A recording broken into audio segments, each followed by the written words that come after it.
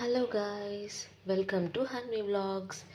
ఈరోజు నేను మా బాబుకి సొరకాయ, క్యారెట్ అండ్ గుమ్మడికాయతోటి సాంబార్ చేస్తున్నాను.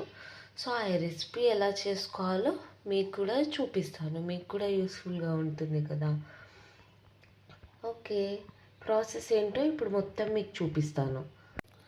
1 స్పూన్ ఆఫ్ ఎర్ర కందిపప్పు తీసుకోవాలి గైస్. ఇది బాగా నానబెట్టుకోవాలి, ఎందుకంటే దీని మీద చాలా కలర్ ఉంటుంది. సో ఆ కలర్ అంతా పోయేలాగా వాష్ చేసుకోవడానికి నానబెట్టుకుంటే బాగుంటుంది.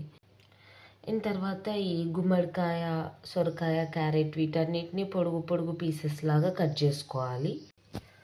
ఇవి పీసెస్ లాగా కట్ చేసుకున్న తర్వాత ఆనియన్, కొత్తిమీర, పుదీనా అన్నీ నీట్గా వాష్ చేసుకొని కట్ చేసుకోవాలి గాయస్.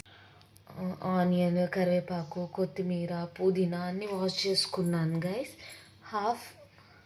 ఒక హాఫ్ ఆనియన్ వేస్తున్నాను, కొంచెం కొత్తిమీర, పుదీనా, కరివేపాకు. అసలు ఇవన్నీ యూస్ చేయొద్దా అని ఎవరికన్నా తెలిస్తే కామెంట్లో చెప్పండి. కొత్తిమీర, పుదీనా, ఆనియన్ అన్నీ ఇట్లా సన్నగా చాప్ చేసుకోవాలి గైస్. చాప్ చేసుకున్న తర్వాత మనం ఇందాక నానబెట్టుకున్న పప్పు ఉంది కదా, అది నీట్గా వాష్ చేసుకోవాలి.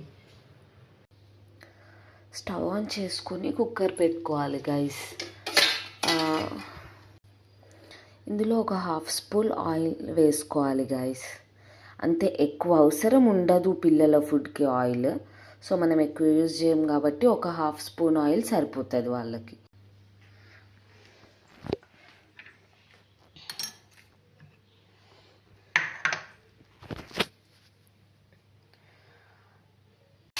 మొత్తం ఆ పీసెస్ అన్నీ ఇందులో వేసుకొని ఇట్లా మొత్తం అంతా కలుపుకోవాలి గైస్. ఇందాక మనం చాప్ చేసుకున్న సొరకాయ, గుమ్మడికాయ, క్యారెట్, ఆనియన్, కొత్తిమీర, పుదీనా, కరివేపాకు మొత్తం అన్నీ వేసేసుకొని ఇట్లా పప్పు అన్నీ వేసేసుకొని ఇట్లా కలిపేసుకోవాలి. ఒక 1 గ్లాస్ ఆఫ్ వాటర్ యాడ్ చేసుకోవాలి గైస్ ఇందులోకి. ఎక్కువ యాడ్ చేసుకుంటేనేమో పొంగిపోతుంది గైస్, లేకపోతే సరిపోతుందో లేదో అర్థం కావట్లేదు.